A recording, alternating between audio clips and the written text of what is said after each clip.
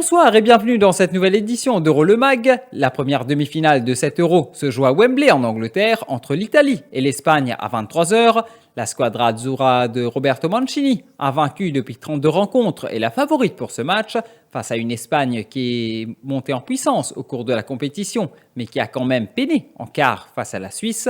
Au tour précédent, l'Italie avait sorti la Belgique par 2-1, tandis que l'Aurora s'était défait de la Suisse lors de l'exercice des tirs au but. L'Italie est l'équipe qui a le plus impressionné depuis le début de l'Euro 2020. La squadra azzurra ne possède aucun point faible et peut s'appuyer sur une défense de fer avec sa charnière centrale inoxydable Chiellini-Bonucci. L'équipe de Roberto Mancini possède aussi l'un des milieux les plus complets de la compétition, avec le génie tactique et technique de Jorginho et la créativité de Verratti et Barella. Et d'un point de vue offensif, la rapidité et la technique de Chiesa et Insigne pourraient mettre à mal l'arrière-garde espagnole. La Roura est parvenue en demi-finale sans avoir eu à affronter un adversaire du calibre de l'Italie et ne s'est pas montrée rassurante face à la Croatie et la Suisse. Au niveau des confrontations directes, c'est l'égalité parfaite entre les deux équipes. L'Italie et l'Espagne comptent 5 victoires chacun, tandis qu'ils se sont quittés 9 fois sur un score nul.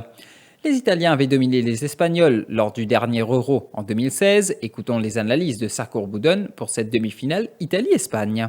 Bon, premier d'abord, qui nous attendent une demi-finale bien disputée. Mais là, nous attendons de vous trouver des styles différents. Côté l'Espagne, c'est une équipe qui fait plus de la possession. Et l'Italie, nous trouvons c'est une nouvelle Italie qui a alterné dans la défense en attaque. C'est des footballs différents. Mais je pense que l'Italie, dans sa façon, avec l'Espagne, avec une défense un petit peu fébrile, jusqu'à aller, quand nous avons une performance, malgré qu'il ait gagné, mais il n'est pas convaincant. C'est tout sa défense.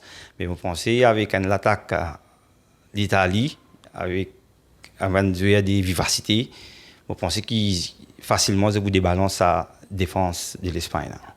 Une Espagne rajeunie, qui nous trouvait, parce que ce n'est pas ça l'Espagne d'Iniesta, Xavi, Raúl, David Silva, c'est du vrai. Mais quand l'entraîneur finit prendre l'initiative, il finit lance ban joueurs, il y en a cette possibilité parce qu'il nous doit dire comme Pedri, 18 ans, comme un maître à jouer, c'est ça un petit peu qui le nouveau l'Espagne. Mais ce qui dit pour suffisant, je pensais peut-être à l'avenir avec Venezuela pour plus aguerri. Mais l'Italie, c'est Venezuela qui plus mature.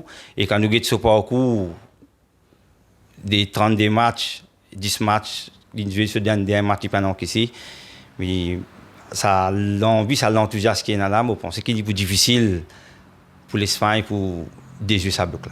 Demain, l'Angleterre tentera de se débarrasser du sensationnel Danemark pour filer en finale de son Euro. On reste dans l'actualité de l'Euro. Coup dur pour l'Espagne, auteur de 2 buts et 3 passes décisives depuis le début de l'Euro. L'ailier du Paris Saint-Germain et de l'Aurora, Pablo Sarabia, est indisponible pour affronter l'Italie ce soir. Le sélectionneur espagnol Luis Enrique l'a confirmé en conférence de presse. C'est d'ailleurs le seul forfait côté espagnol. Pablo Sarabia, 29 ans, a débuté les 3 derniers matchs de l'équipe d'Espagne à l'Euro.